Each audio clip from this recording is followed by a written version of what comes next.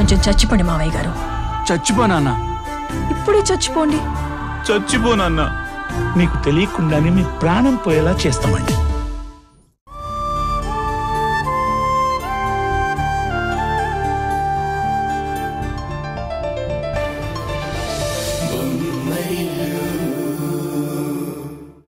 హారిక, మా అమ్మకి ప్రేమ విషయంలో ఎక్కువ తక్కువలుండవు.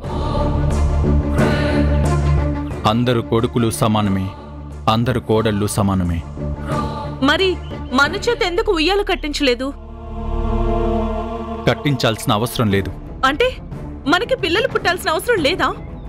ఉంది, కానీ ఉయ్యాల కట్టాల్సిన అవసరం లేదు అంటున్నాను.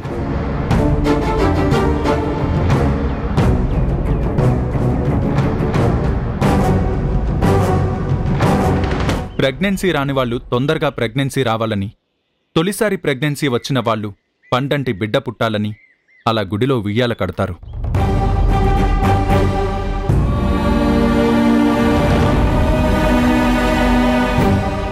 నీకు ఆల్రెడీ ప్రెగ్నెన్సీ వచ్చింది కదా, ఇంకా మనం ఉయ్యాల కట్టడం ఎందుకు? పులిని చూసి నక్క వాత పెట్టుకుంటే ఎలా ఉంటుందో, ఉషాని చూసి నువ్వు ఉయ్యాల కడితే అలాగే ఉంటుంది. అంటే ఉషా పులి నిన్ను నక్క అంటారు, అంతే కదా?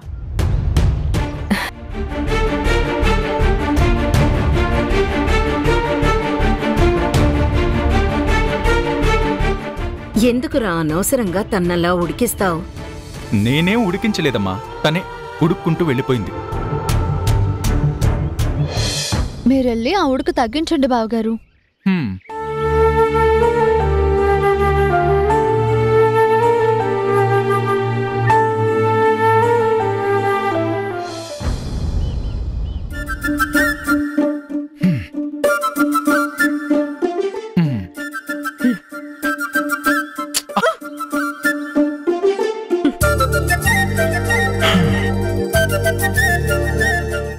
ఓయ్,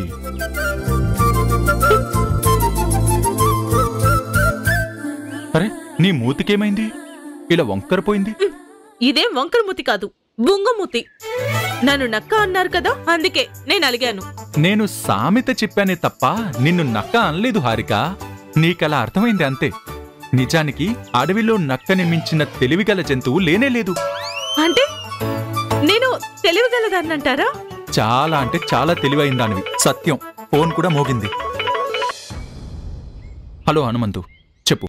sir, Karthik night 11 to 12 time మధ్యలో ఆ రూట్లో వెళ్తాడని తెలిసింది సార్. గుడ్.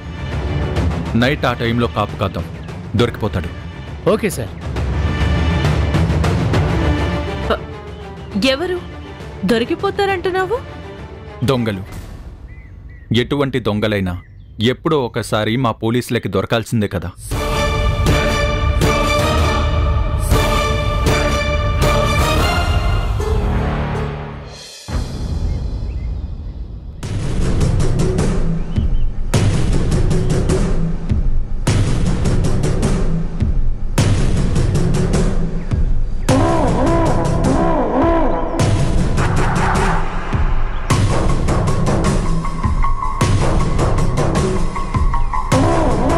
హాయ్ పల్లవి.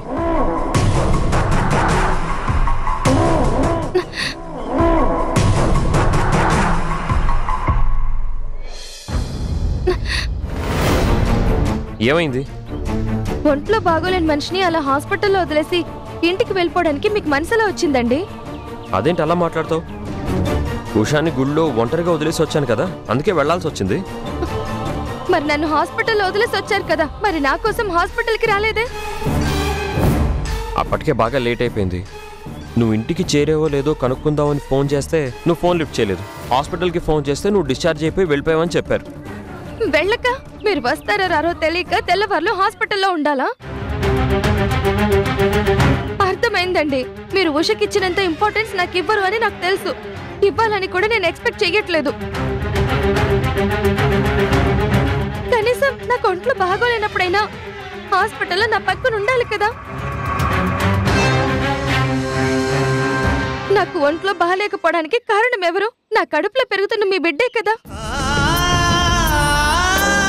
మీ బిడ్డ కోసం, మీ బిడ్డని కని మీ చేతుల్లో పెట్టడం కోసం ఏ అమ్మాయి చేయని త్యాగం నేను చేస్తున్నాను. అలాంటిది నా గురించి పట్టించుకోకుండా నా పాటికి నన్ను అలా వదిలేసి వచ్చేస్తే నాకెంత బాధ కలుగుతుంది. నేను మీకు భార్యని కాకపోయినా మీ బిడ్డకి తల్లిని కదా. కనీసం డెలివరీ వరకైనా మీరు నా పక్కన ఉండాలని కోరుకుంటాను కదా. అలా కోరుకోకుండా ఎలాంటి ఫీలింగ్స్ లేకుండా మెకానికల్ గా బిడ్డని కని మీ చేతుల్లో పెట్టడానికి నేనేం సరోగేట్ మదర్ని కాదండి. పల్లవి ప్లీజ్, నా పరిస్థితి అర్థం చేసుకో.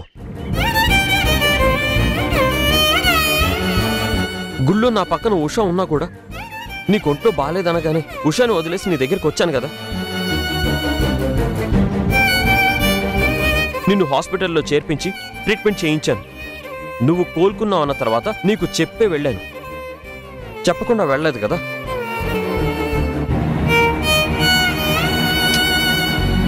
ఇప్పుడే వస్తానని ఉషకి చెప్పొచ్చిన నేను అన్ని గంటల తర్వాత తన దగ్గరికి వెళ్ళి మళ్ళీ వెంటనే బయలుదేరి నీ దగ్గరికి ఎలా రాగలను? ఒకవేళ ఏదో ఒక కారణం చెప్పొచ్చినా తీరా తనకు అనుమానం వస్తే మన పరిస్థితి ఏంటి?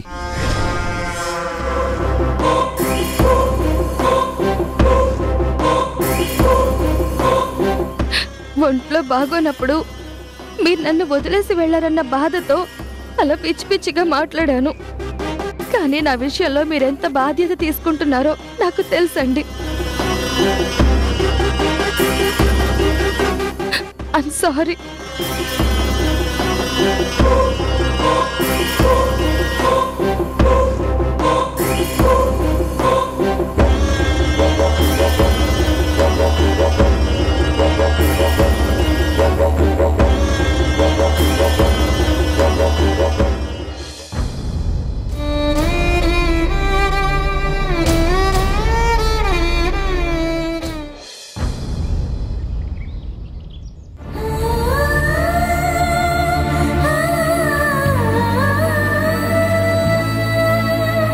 చూసావా, నువ్వు శ్రీరామచంద్రుడు అనుకుంటున్న నీ భర్తని ఎంత దూరం తీసుకొచ్చానో చూసావా? ఆయన మనసు నిండా నువ్వే నిండుంటే నీతో అబద్ధం ఎందుకు చెప్తాడు? నాతో ఎందుకు కలిసి ఉంటాడు? కిరణ్ అంకిత్ తో కలిసి వైజాగ్ వెళ్తున్నానని నీకు అబద్ధం చెప్పి ఈ ఊళ్ళోనే పల్లవితో కలిసి వాళ్ళింట్లో కాపురం పెట్టాడు.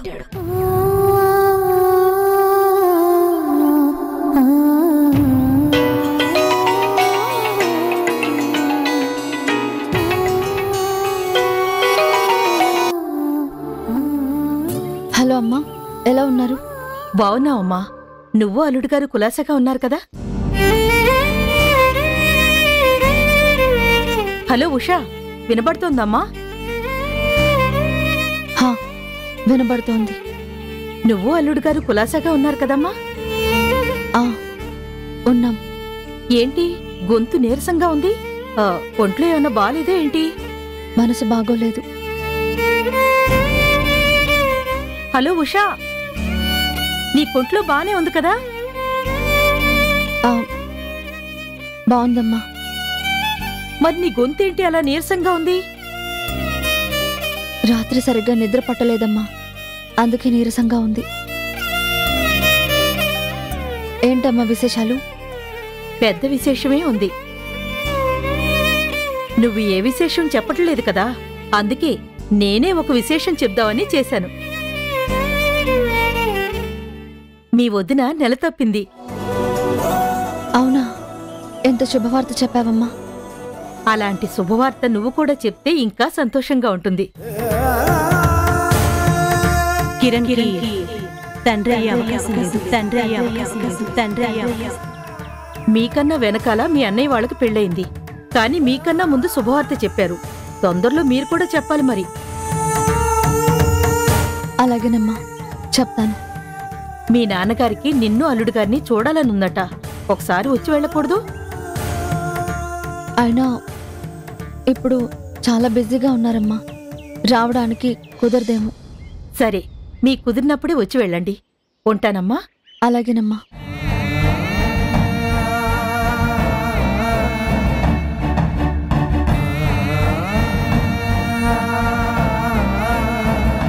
ఆయన వైజాగ్ వెళ్ళలేదు అన్న నిజం ఆయన నోటితో ఆయనే చెప్పేంత వరకు అడగకూడదు అనుకున్నాను.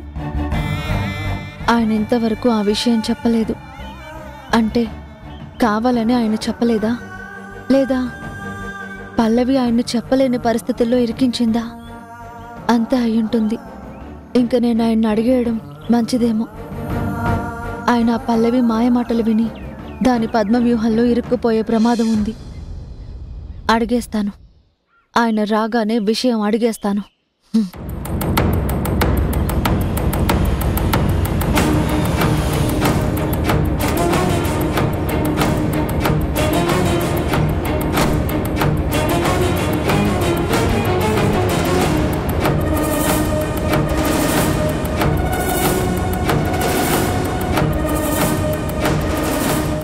ఉషా,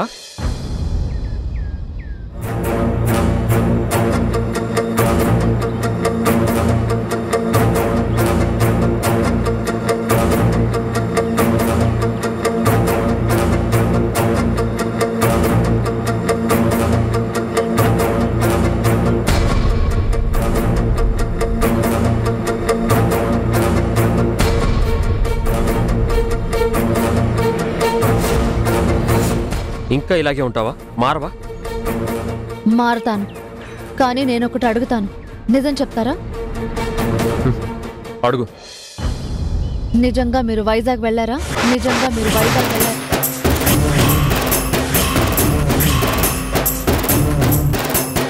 చెప్పండి. నిజంగా మీరు వైజాగ్ వెళ్ళారా?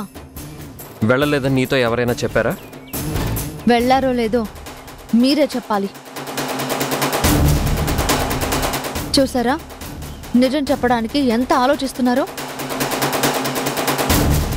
అడిగిన దానికి క్షణం కూడా ఆలస్యం చేయకుండా నిజం చెప్పడం మీకు అలవాటు. మీరు ఆ అలవాటు కూడా మార్చుకున్నారు. వైజాగ్ వెళ్లకుండానే వెళ్ళాను అని నాతో అబద్ధం చెప్పారు.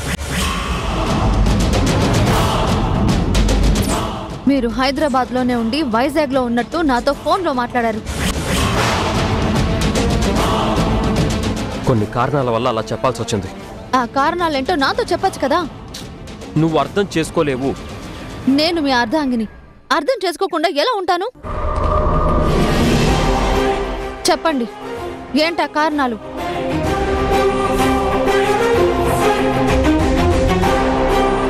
చెప్పలేని కారణాలా లేక చెప్పుకోలేని కారణాలా?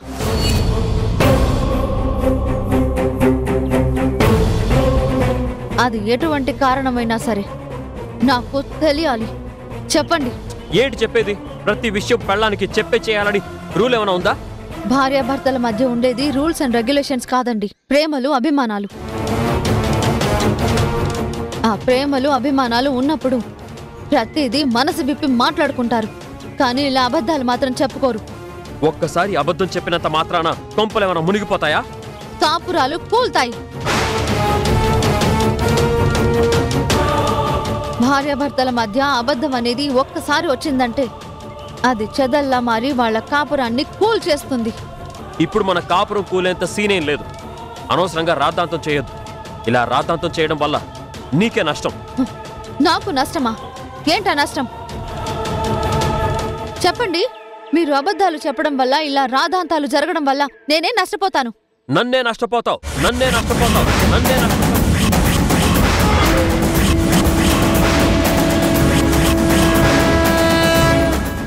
ఏమన్నారు? నేను మిమ్మల్ని నష్టపోతానా? అవును, నన్నే నష్టపోతావు. నీకు తెలుసు నాకు పిల్లలంటే ఎంత ఇష్టమో. నీకు తెలుసు మా అమ్మ మనకి పుట్టబోయే పిల్లల కోసం ఎంతలా ఎదురు చూస్తుందో.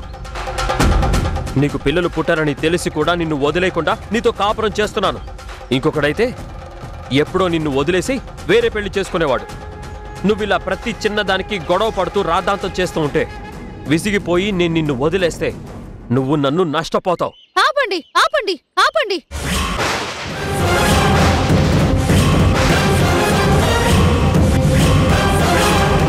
పిల్లలు పుట్టని కారణంగా వదిలేయాలి అనుకుంటే మీరు నన్ను వదిలేయడం కాదు, నేనే మిమ్మల్ని వదిలేయాలి. నేనే మిమ్మల్ని వదిలేయాలి. నేనే మిమ్మల్ని వదిలేయాలి. ఎందుకంటే మనకి పిల్లలు పుట్టకపోవడానికి కారణం నేను కాదు, మీరు.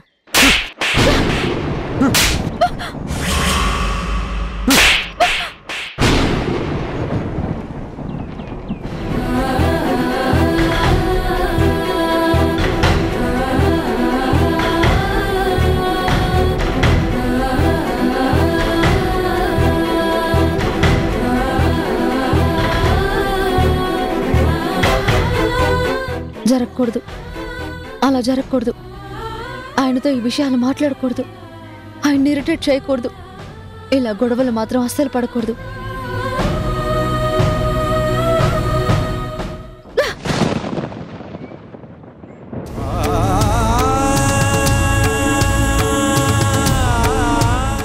ఏమైంది? ఏం లేదండి, మా వదిన ప్రెగ్నెంట్ అయిందంట. మనల్ని ఇంటికి రమ్మని అమ్మ ఫోన్ చేసింది. ఇప్పుడా? ఇప్పుడు వెళ్ళడం కుదరదు షా. నాకు తెలుసండి, అందుకే మిమ్మల్ని అడగకుండానే రావడం కుదరదని చెప్పాను. నేను కొంచెం ఫ్రీ అయ్యాక నేను పుట్టింటికి తీసుకెళ్తాను, సరేనా? సరేనండి. మా ఆవిడ బంగారం. మా ఆయన కూడా బంగారమే. కాకపోతే ఎవరు ఆ బంగారాన్ని కల్తీ చేయకుండా కాపాడుకోవాలి.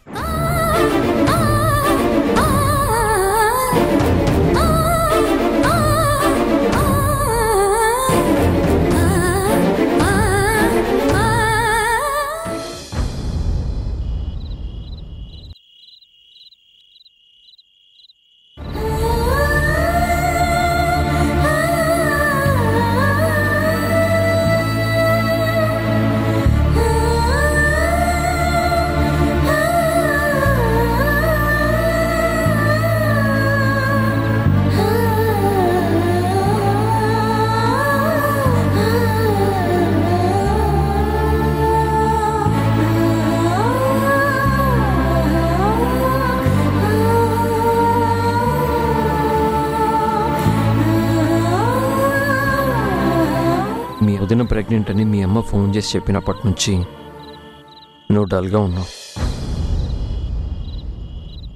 అదేం లేదండి.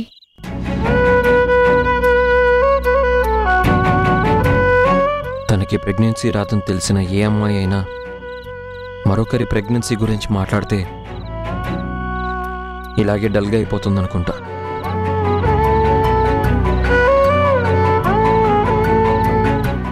డాక్టర్ గారు నీకు ప్రెగ్నెన్సీ వచ్చే ఛాన్స్ లేదు అన్నారు కదా అని నువ్వేం ఫీల్ అవ్వద్దు. మా అమ్మ చెప్పినట్టు మనం గుళ్ళో ఉయ్యాల కట్టొచ్చాం కదా, ఆ దేవుడి దయ వల్ల తప్పకుండా మనకి పిల్లలు పుడతారు. నేనేదో పిల్లల గురించి బాధపడుతున్నాననుకుని నాకిలా ధైర్యం చెప్తున్నారు కదా.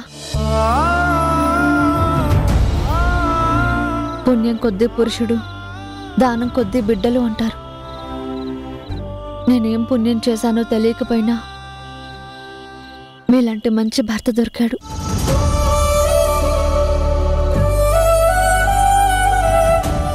నేను దానాలు సరిగ్గా చేసుండననుకుంటా, అందుకే ఇంకా పిల్లలకనే అదృష్టం రాలేదనుకుంటా. పిల్లల గురించి నేనేం బాధపడడం లేదండి. నేనే కాదు, ఏ భార్య అయినా పిల్లల గురించి కంటే భర్త గురించే ఎక్కువ ఆలోచిస్తుంది. తన పిల్లల చేతిలో కన్ను ముయ్యాలని ఆలోచించదు. సుమంగలిగా తన భర్త చేతిలోనే కన్ను ముయ్యాలని ఆలోచిస్తుంది. నా దృష్టిలో పిల్లలు లేని ఆడది దురదృష్టవంతురాలు కాదండి. భర్త ప్రేమకి నోచుకోలేని ఆడదే దురదృష్టవంతురాలు. భర్త ప్రేమని పూర్తిగా పొందలేని ఆడదే దురదృష్టవంతురాలు. తనతో జీవితం పంచుకోవాల్సిన భర్తకి మరొక స్త్రీతో పంచుకునే కర్మ పట్టిన ఆడదే దురదృష్టవంతురాలు.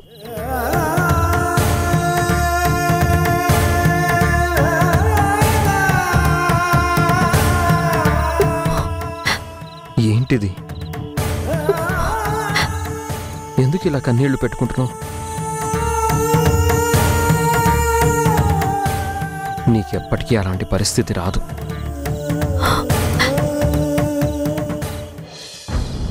రాధనే నమ్ముతున్నానండి. మరొక స్త్రీతో మిమ్మల్ని పంచుకునే దుస్థితి నాకు రాధనే నేను మనసా వాచా కర్మన నమ్ముతున్నాను.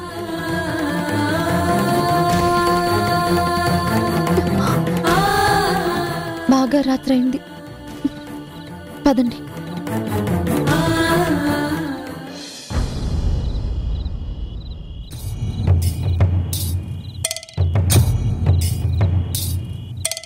ఊరుకో హృదయమా, ఉప్పెనై రాకుమా, మాట మన్నించుమా, బయటపడిపోకుమా.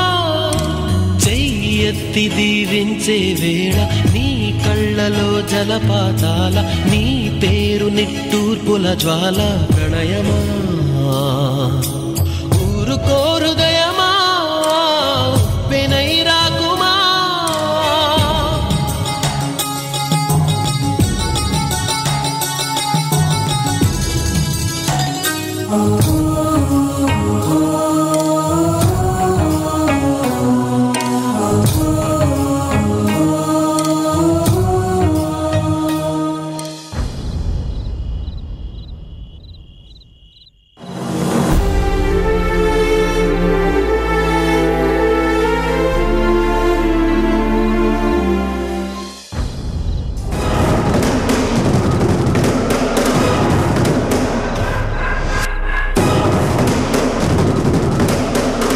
ఏవండి,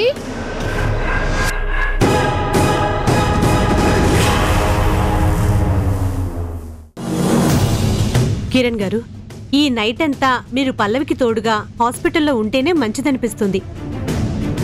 వాళ్ళ ఫ్రెండ్ అంకిత్ ఒంట్లో బాగోలేదని హాస్పిటల్ కి తీసుకొచ్చాడు. ఏంటక్క ఆ మాస్టర్ ప్లాన్? దానివల్ల నాకేమైనా ఉపయోగం ఉంటుందా? ఇద్దరికీ ఉపయోగం ఉంటుంది. అయితే ఆ ప్లాన్ ఏంటో చెప్పక్క. హలో అమ్మా.